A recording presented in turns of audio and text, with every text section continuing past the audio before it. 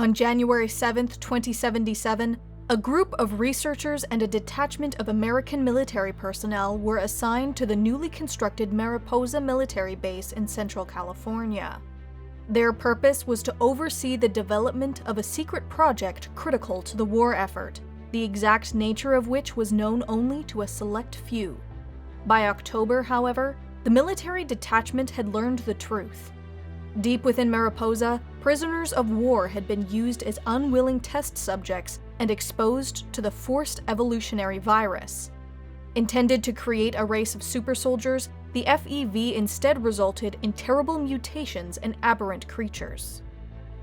The revelation led to the mental breakdown and suicide of the base's commanding officer. In lieu of any official order, the military personnel within Mariposa turned to Captain Roger Maxson. Maxson immediately began a full interrogation of the research team he had been sent to protect and, horrified at the extent of their experiments, subsequently executed them all for their crimes. On October 20th, Maxson, now in full control of Mariposa, made a radio transmission declaring his desertion from the United States Army. Across the world, however, the war between the United States and the People's Republic of China had escalated out of control. Maxson, his men, and his declaration were overlooked. 3 days later, nearly all humanity was extinguished in a nuclear holocaust. What none could have realized at the time was that Maxson's transmission would mark the founding of a new organization, one that would dedicate itself to rebuilding civilization, no matter the cost. Its name is known, feared, praised, and hated across the wasteland that was once America: the Brotherhood of Steel. Yet even as the fires of the Great War still lingered, Maxson led his men and the remnants of their families away from Mariposa, taking with them all the supplies and weaponry they could carry.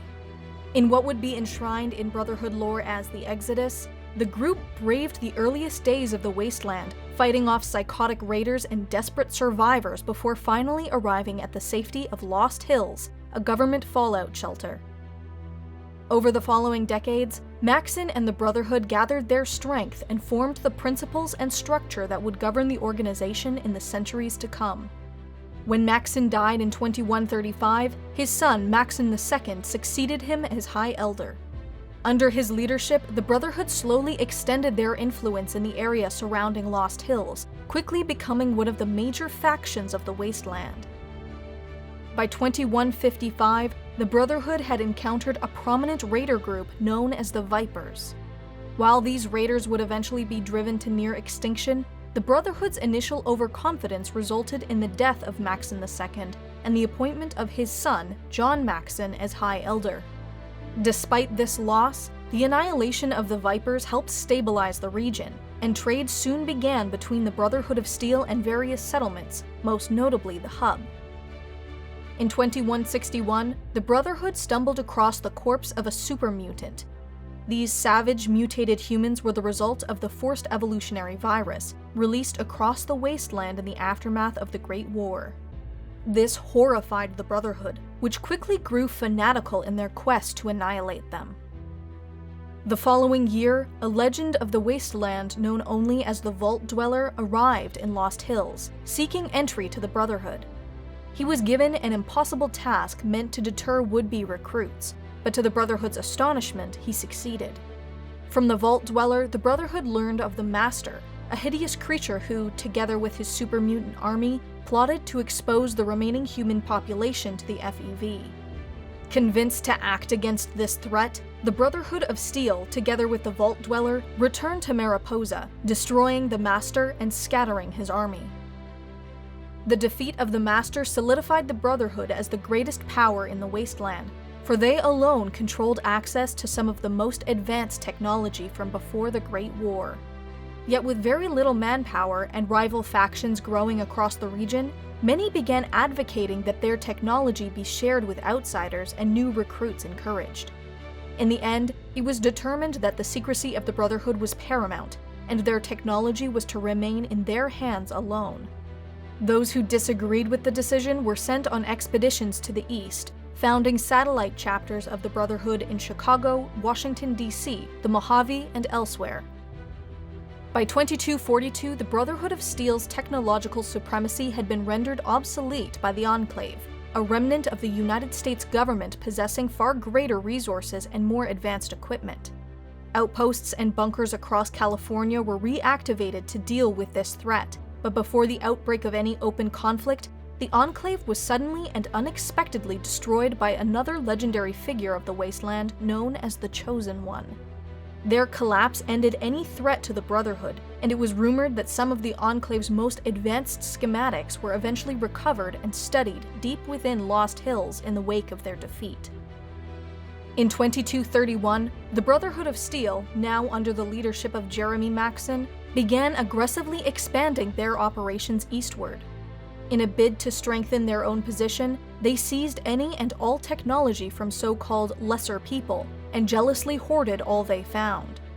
This led to disputes and eventually war with the new California Republic, which had launched its own ambitious expansion.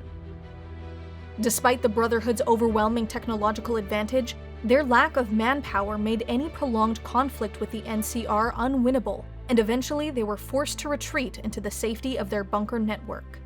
Sporadic fighting would continue as late as 2287, particularly in the Mojave. It was on the East Coast, however, where the Brotherhood of Steel underwent a significant resurgence.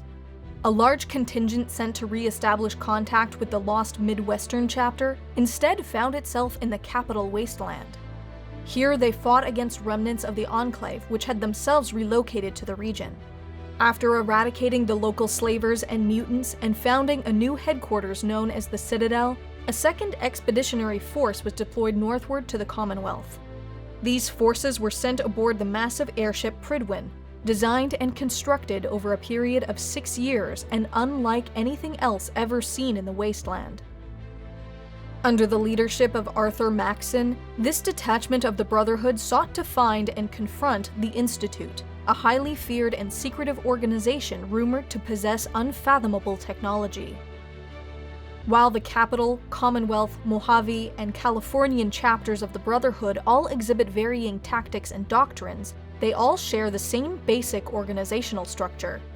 A ruling council known as the Elders governs their internal affairs, while the High Elder, usually a descendant of the Maxson family, presides over the council itself. A purely military order, every member of the Brotherhood is organized into various ranks which determine their status and responsibilities. These vary considerably across the different chapters, but typically include knights, responsible for the manufacture of weapons and other technology, scribes, who investigate and reverse engineer new technologies, and initiates, new recruits in the process of training before they can be accepted into either group. Paladins are the pinnacle rank of the Brotherhood military, responsible for major operations across the Wasteland and typically promoted to Elder upon retirement. All Brotherhood personnel are trained in the manner of pre-war American soldiers and have access to advanced power armor, laser rifles, and even vertibirds, giving them unparalleled firepower and maneuverability.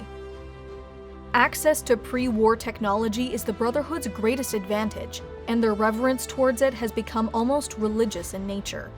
While more moderate beliefs have begun to hold sway in certain chapters, the most fanatical elements of the Brotherhood still show extreme reluctance in sharing even the most basic technology with outsiders. While this devotion has been the cause of wars across the Wasteland and soured their reputation, it has also given the Brotherhood of Steel perhaps the greatest collection of advanced cybernetics, computers, medical equipment, and robots found anywhere in the Wasteland. Liberty Prime is perhaps the most formidable artifact, restored to working order by a chapter on the East Coast, and said to have taken part in battles in the capital Wasteland and the Commonwealth. The ideology of the Brotherhood of Steel, like everything else in the Wasteland, has been mutated, sometimes beyond recognition. Whether they hoard their technology so that they might one day use it to assist in the rebuilding of the Wasteland, or simply so that no one else can have it, the answer might differ from chapter to chapter. One thing is certain, however. On October 23, 2077, science outpaced man's restraint, and billions across the world died for it. Until the Wasteland is truly ready for the most terrible advancements of the old world, it might be better that they remain under the control of the Brotherhood of Steel. The Templin Institute investigates alternate worlds and realities. If you've enjoyed this video and would like to directly support us, vote in polls to determine future topics, and receive some cool rewards, please consider pledging to our Patreon page.